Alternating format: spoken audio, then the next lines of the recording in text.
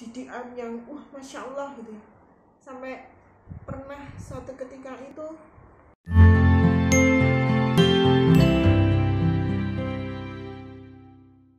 Bismillahirrahmanirrahim. Assalamualaikum warahmatullahi wabarakatuh.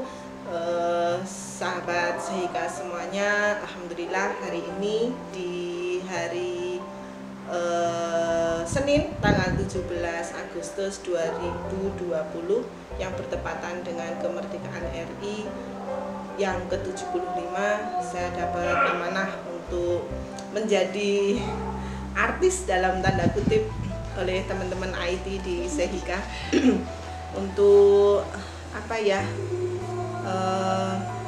bercerita tentang pengalaman saya dan keluarga saat hijrah, karena hari Kamis yang akan datang itu adalah 1 Muharram, di mana hari besar umat Islam, salah satu hari besar umat Islam di tahun baru Hijriah. Mungkin momennya adalah ada salah satu atau salah dua dari kami dari grup Sehika itu akan dimintai teman-teman dari tim IT untuk menyampaikan kisah-kisah proses hijrah kami begitu. Ya, terutama dari diri saya sendiri. Saya nama lengkap saya Mahanani Rahayu, tetapi tidak tahu kenapa bapak saya dengan penuh cintanya menyampaikan saya diberi nama Nanu. Mungkin pas kecil saya gemuk, jadi disebutlah Nanu. Dan saya punya adik itu anaknya bule, namanya Menu sama Meni. Jadi kalau Menu sudah ada, Meni sudah ada, mungkin kok ya keren ya namanya Nanu. Saya pernah loh pas saya di SMP malu banget dipanggil Nanu. Nanu itu nama apa ya Allah? Sempat saya marah sama bapak saya. Pak, saya itu punya nama bagus, Mahanani Rahayu. Artinya itu luar biasa loh. Mbok yo saya dipanggil Nani kah Ayu gitu. Kok yo Nanu gitu. Saya sampai pernah pesan sama teman saya di SMP. Awas ya kalau di SMP jangan panggil saya Nanu. Panggil saya Mahanani gitu. Pernah ini Nanu ini apa gitu. Karena di zaman saya itu ada nama yang suka dijadikan olok-olok gitu. Nanu, Melenu atau apa gitu. Kayak sekarang anak saya kan Iqbal. Itu suka jadi olok-olok. Iqbal, ayo bal-balan gitu. Tapi semakin kesini dan kesini gitu, ternyata Nanu itu lebih ringkas gitu. Dan saya malah ya Allah, alhamdulillah kok bapak saya memberikan saya itu nama dua, Mahanani dan Nanu. Kalau pas dulu kuliah disebutnya saya Bu Nani begitu. Dan kalau dipanggil Bu Nani saya serasa langsing gitu ya. Terus setelah itu kalau di sini dipanggilnya Usnanu. Kalau Mahanani gitu kayaknya kepanjangan. Tapi beberapa teman masih suka manggilnya Mah gitu. Yang nggak familiar mesti loh, kok dipanggil Mama? Bukan. Mah itu singkatan dari Mahanani Rahayu gitu ya. Mahanani Rahayu itu artinya ngabeyi. Jadi harapan dari orang tua untuk bahwa anaknya ini bisa di segala hal gitu. Ya, itu doa dari orang tua dan saya sangat berterima kasih kepada bapak dan ibu saya. Jadi pengen nangis karena saya itu usia 4 tahun sudah tidak punya ibu, sudah ditinggal ibu gitu. Terus ikut bapak menikah lagi, terus saya ikut simbah gitu ya, lalu ikut simbah itu awal mula saya jadi dididik bener-bener didikan yang masya Allah gitu ya. Sampai pernah suatu ketika itu saya itu tercengang dengan keadaan yang balik sendiri gitu ya. Dulu saya tuh pas ikut simbah bener-bener dididik seperti abdi gitu. Pagi bangun tugasnya ini, siang ini, sore ini begitu. Sampai saya itu tidak boleh berkata lelah. Itu kata simbah saya. Didikannya luar biasa, padahal simbah saya bukan abdi. Allahumma firlahum untuk simbah dan orang tua saya. Jadi tidak boleh berkata kesel, tidak boleh berkata lelah gitu. Kowe kesel sing apa gitu ya. Terus saya setelah kesini belajar ilmu agama, menyampaikan kepada teman-teman begitu, ternyata memang benar bahwa seorang muslim itu capek, itu ya memang capek karena dunia ini tempatnya capek. Tapi nanti setelah ya istirahatnya seorang muslim itu ya nanti kalau sudah meninggal, bagaimana nanti Allah sudah menghadirkan surga untuk hamba-hambanya yang beriman. Masya Allah, simbah saya luar biasa sekali. Ya, orang-orang yang sangat berpengaruh untuk jenjang step by step kehidupan saya adalah bapak, jelas iya. Ibu, kalau ibu saya kurang bisa merasakan ya, karena 4 tahun sudah ditinggal gitu. Simbah saya yang dari kecil sampai saya menikah itu sama simbah saya. Nah, di sini saya diminta untuk menyampaikan proses hijrah saya gitu nih. Bagaimanakah kehidupan saya sebelum hijrah itu? Sebetulnya dari kecil itu lingkungan saya lingkungan agamis, lingkungannya. Tapi kalau di rumah saya itu demokratis. Simbah saya itu marhenisme. Simbah saya itu marhen gitu ya. Pak Karno banget gitu. Tetapi depan saya itu musola, masjidnya yang agak ke sana itu di daerah Bulusari gitu. Saya kan aslinya di Beku sana ya, Beku Karanganom Klaten. Cuma sekarang saya ikut suami di Tepus Sanirejo Klaten. Sebetulnya kalau Islam sendiri itu sudah saya nikmati itu memang sejak saya di desa saya di Beku gitu ya. Jadi depan saya itu musola. Bagaimana saya bisa sering sholat itu ya 5 waktu ya di musola itu. Kecil musolanya Mbah Ma'ruf, namanya Musola Al Ma'ruf gitu. Beliau sudah almarhum. Dan kalau masjid, kalau depan saya itu kan saya jadi ingat masa kecil saya. Subuh itu jarang sekali adzan depan saya itu, musola itu. Makanya saya ambil sepeda ke masjid, naik sepeda di Bulusari. Bulusari itu sebelah baratnya Beku ya, sebelah baratnya Beku. Dan tanpa takut, tanpa rasa takut, pokoknya adzan gitu, keluarkan sepeda langsung genjot ke masjid gitu. Karena didikan dari guru TPA saya gitu, bagaimana mengaplikasikan setiap hadis yang disampaikan, kata-kata baik yang disampaikan oleh Ustadz saya di TPA dulu. Salah satunya adalah Mas Hamid gitu ya, Mas Hamid. Sampai saya dididik, akhirnya dari saya menjadi murid TPA berlanjut hingga saya menjadi ustadzah TPA itu. Jadi kalau kehidupan sebelum berhijrah, saya sudah menikmati keislaman saya. Menikmati keislaman saya itu sejak sejak kecil ya, sejak kecil. Nah, perubahan nanti itu saat saya menikah. Nah, saya itu kan menikah di usia 19 tahun. Ya, bukan karena suatu hal ya, tetapi karena saya itu ikut simbah. Ikut simbah itu doktrinnya, pokoknya kalau disuruh simbah hanya satu kata, nggih. Sampai di akhir, di ujung saya itu lulus semea 4 gitu ya. Itu ada seorang pegawai bank yang melamar sama saya gitu ya. Padahal itu saya proses sudah mau ke Bintan, kalau nggak ke Batam sama teman-teman semea saya gitu. Tapi simbah saya nggak mengizinkan. Kowe iki wong wedok, arep ngopo, nek ana wong lanang sing wis gelem ya wis. Akhirnya ya sudah. Doktrin saya kalau disuruh simbah nggih gitu. Ya sudah, akhirnya diiyani gitu. Pegawai bank itu namanya Heri Cahyono. Heri Cahyono rumahnya Tepus Sanirejo Klaten gitu ya. Beliau datang ke rumah untuk meminang saya. Pertemuannya adalah saat saya PKL. Saat saya PKL 2 bulan pertama di BKK Tulung, lanjut 1 bulannya di BKK Tulung juga gitu. Nggak tahu kenapa, sebenarnya beliau itu pendiam sekali. Nggak tahu kenapa ternyata kehadiran saya membuat hatinya berbunga-bunga. Lalu datang ke rumah saya untuk melamar, saya juga kaget. Karena apa? Jaraknya jauh.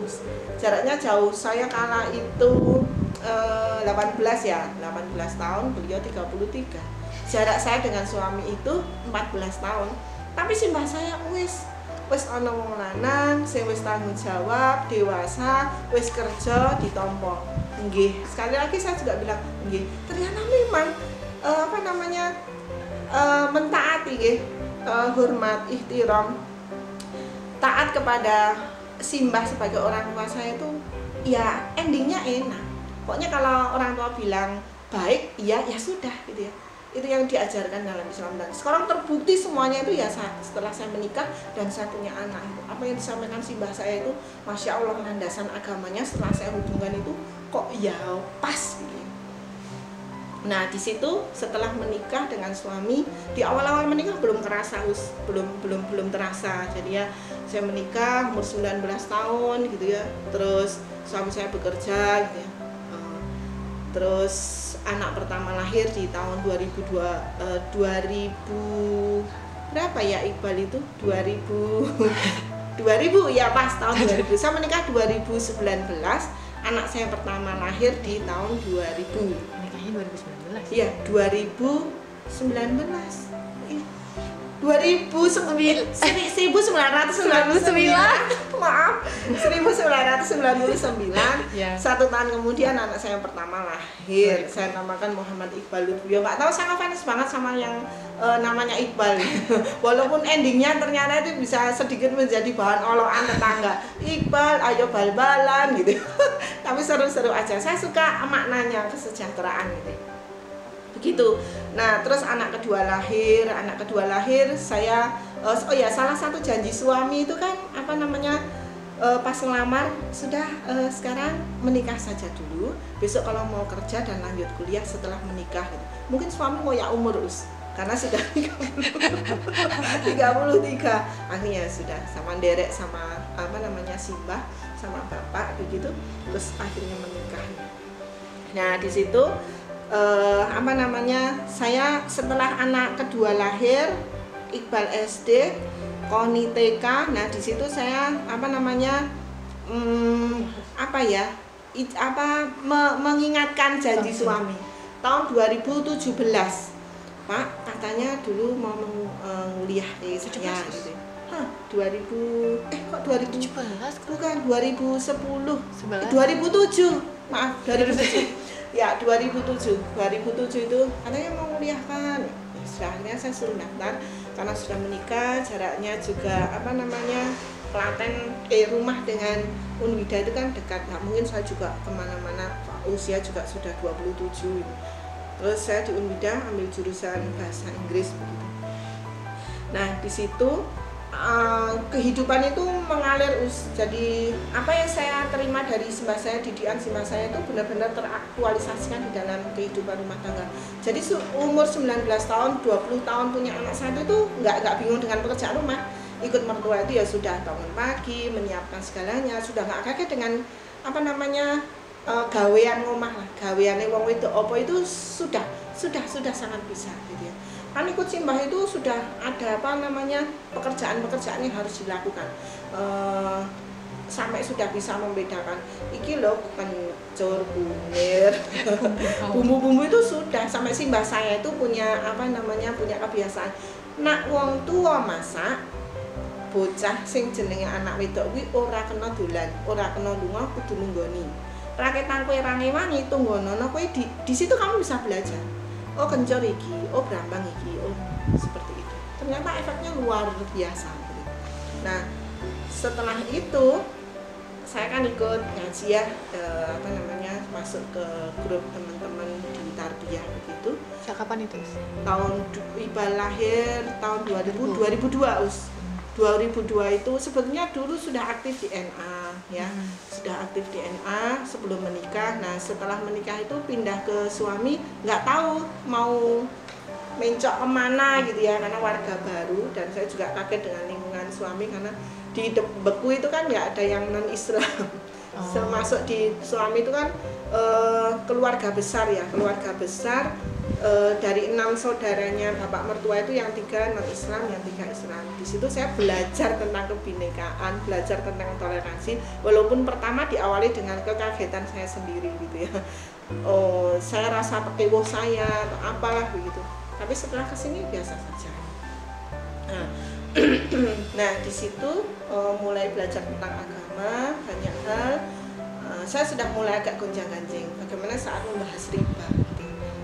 Gonjang-ganjing sekali tahu bahkan sampai suatu ketika di mana saya diberikan amanah untuk bisa ngomong di depan umum, bagaimana saya bisa menyampaikan kebaikan di depan orang gitu ya. di situ perlawanan batin semakin kuat gitu ya. Semakin kuatnya saya tahu saya menyampaikan, tetapi kok saya dalam tanda kutip bangkang. Saya tahu, tetapi kenapa saya masih berdiri dengan ini gitu. Tetapi kan saya juga harus memahami suami kan dulu bukan dari keluarga yang Islami banget, agamis banget. Yaitu tadi karena 3 itu adalah non Islam, yang 3 Islam. Bahkan dulu pas kecilnya suami itu kalau saat diajak ke gereja ya ke gereja, saat ngaji ya ngaji gitu. Iya, jadi keislamannya kurang kenceng banget ya. Nah, untuk menyampaikan ke suami itu ya butuh proses, dan tipikal suami itu kan nggak setiap suami bisa menerima ya, menerima masukan dari istri gitu. Suami itu kan pemimpin gitu ya, pemimpin. Nah, itu berpengaruh ke kehidupan rumah tangga.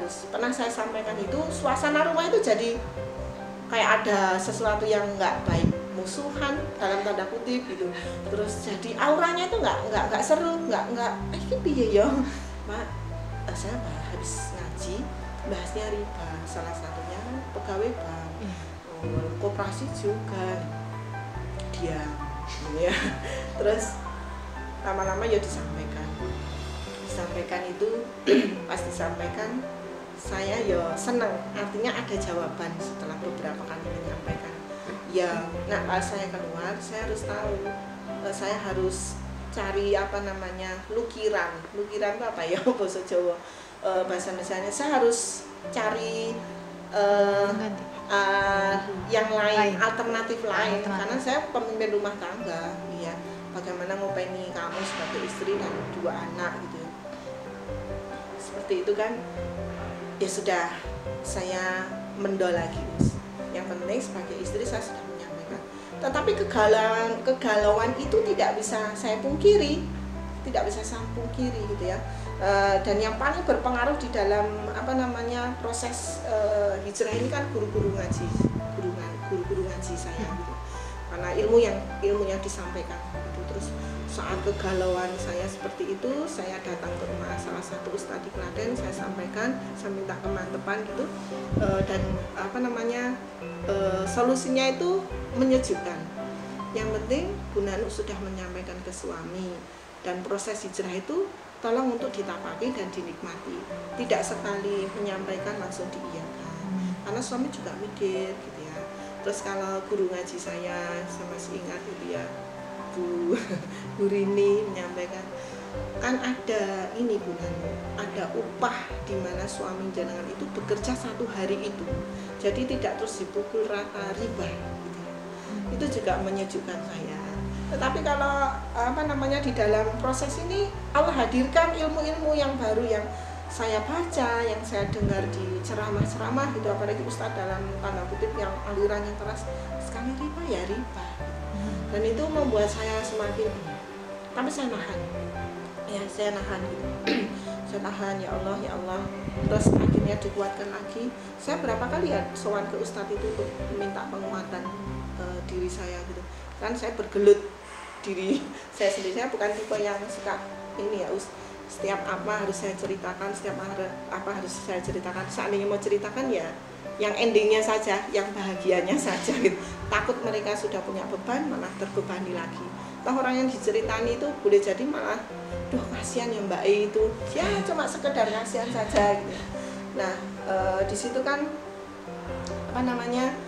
terus saya dikuatkan lagi. Terus pernah saya munculkan lagi, saya matur ke suami gitu, ya wis, insya Allah. Ya Allah pagi itu, wah langsung suami saya tak peluk.